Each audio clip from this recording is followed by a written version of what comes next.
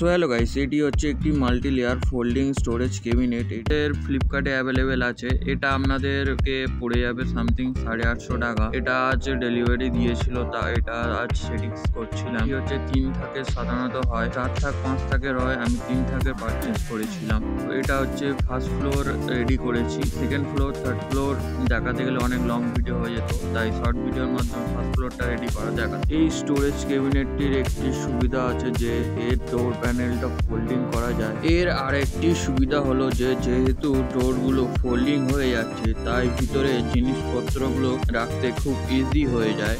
এর ভিতরে জায়গাগুলি দেখুন কতটা বড়, 3 ফ্লোরে, তাই জন্য ভালোই বড় আছে, জিনিসপত্র অনেক ধরবে।